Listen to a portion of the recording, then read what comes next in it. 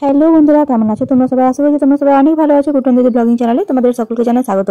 আজ আমি তোমাদেরকে দেখাবো কিভাবে তোমরা 1 কাপ চাল দিয়ে তৈরি করে নিতে পারবে সুস্বাদু জলভরা বা তালশাঁস মিষ্টি বা সন্দেশ, তাও আবার একদম কম সময়ের মধ্যে এবং একদম কম খরচের মধ্যে। তো চলো তৈরি করে নিই। এখানে দেখো আমি নিয়ে নিয়েছি একটা কড়াই, আর এই কড়াইটাকে আমি একটু গরম করে নেবো। এরপর আমি এখানে উপর থেকে দিয়ে নিচ্ছি আতপ চালের গুঁড়ো। তোমরা চাইলে অন্য চালও নিতে পারো, মানে সেদ্ধ চাল নিতে পারো। আমি এখানে আতপ চালটাকেই ব্যবহার করেছি। এরপর এই আতপ চালের যে গুঁড়োটা আছে সেই গুঁড়োটাকে আমি খুব ভালোভাবে একটু সামান্য ভেজে নেবো। আমি কিন্তু কোনো রকম তেল দিইনি, আমি সামান্য এটাকে শুকনো খোলাতে ভেজে নেব।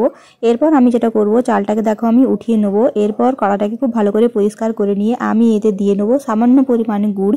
এক্ষেত্রে আমি খেজুরের গুড় ব্যবহার করেছি বা পাটালি গুড় সেটা ব্যবহার করেছি। তোমরা চাইলে অন্য ডালা গুঁড়ো কিন্তু যেটা বাজারে কিনতে পাওয়া যায় আখের গুড়, সেটাও নিতে পারো।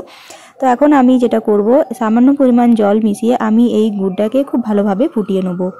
গুড়ের মধ্যে একটা বুদবুদ সৃষ্টি হয়ে গেছে। এখন আমি যেটা করব, গুড়টাকে খুব ভালোভাবে আমি ফুটিয়ে নেব, যাতে কিনা এই গুড়টা একটা চ্যাটচ্যাটে ভাব বা একটা যে একতার হয় সেরকম টাইপের এইটা যখন তৈরি হয়ে যাবে, তখন আমি এই গুড়টার সাথে মিশিয়ে নেব আগের থেকে ভেজে রাখা চালটা। এই যে দেখতেই পাচ্ছ, এই যে একটু চ্যাটচ্যাটে টাইপের হয়ে গেছে। এখন আমি আগের থেকে ভেজে রাখা যে চালের গুঁড়িটা ছিল সেটা আমি এই গুড়ের মধ্যে মিশিয়ে নেব।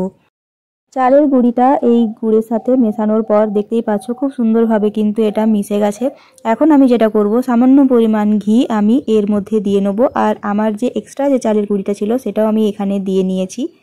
এরপর সামান্য পরিমাণ ঘি দিয়ে আমি আবারও খুব ভালোভাবে নাড়াচাড়া করে নেব। যখন দেখবে মিশ্রণটা কড়া চলে আসে তখনই ভাববে যে মিশ্রণটা খুব সুন্দর করে তৈরি হয়ে গেছে। এখন দেখো আমি এখানে নিয়ে নিয়েছি প্লেট, আর এই প্লেটের মধ্যে আমি সন্দেশগুলো করে রাখবো। তো এই দেখো এটা হচ্ছে মন্ডটা। এরপর আমি নিয়ে নিয়েছি এখানে প্যাড়া তৈরি করার ছাঁচ। আমি প্যাড়া তৈরি করার ছাঁচটা নিজে বাড়িতে তৈরি করেছিলাম মাটি দিয়ে। যারা দেখোনি তারা কিন্তু অবশ্যই দেখে নিও। এরপর এই ছাঁচের মধ্যে আমি লাগিয়ে নেবো সামান্য পরিমাণ ঘি। একদম দোকানের মতো করার জন্য যেরকম দোকানে থাকে দুটো কিশমিশ দেওয়া থাকে, সেরকমই আমি এখানে দুটো কিশমিশ নিয়ে নিয়েছি, আর এই কিশমিশটা আমি প্রথমেই দিয়ে নেবো। এরপর দেখো আমি এখানে সামান্য পরিমাণ ডো নিয়ে নিয়েছি। ডোটাকে খুব ভালো করে হাত দিয়ে গোল করে নেবো। এই যে দেখো কিছুটা এইভাবে আমি হাত দিয়ে গোল করে নিয়েছি। হাতে কিন্তু অবশ্যই তোমরা তেল মাখিয়ে রাখবে, তেল, সাদা তেল কিংবা ঘি।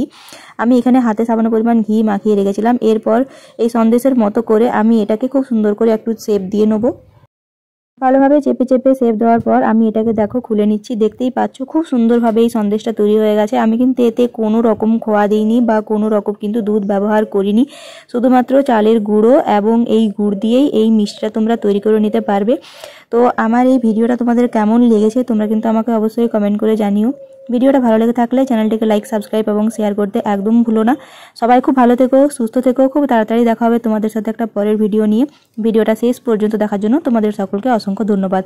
আর আমার ভিডিওগুলো তোমাদের ভালো লেগে থাকলে অবশ্যই চ্যানেলটিকে সাবস্ক্রাইব করে নিও, আর অল বাটনটা কিন্তু প্রেস করতে একদম ভুলবে না, যাতে আমার ভিডিওগুলো সবার আগে তোমাদের নোটিফিকেশনে চলে যায়। তোমরা যদি এইভাবে সন্দেশ তৈরি করতে পারো বা যদি তোমরা বাড়িতে এটা তৈরি করো, কেউ দেখে বলবে না যে এটা দোকান থেকে কেনা নাকি বাড়িতে তৈরি করেছো তোমরা।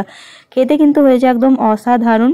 আর এটা কিন্তু বাজারের থেকে হয়তো স্বাদে সেরকম হবে না, কিন্তু স্বাদ একদমই যে খারাপ হয়েছে তাও কিন্তু না।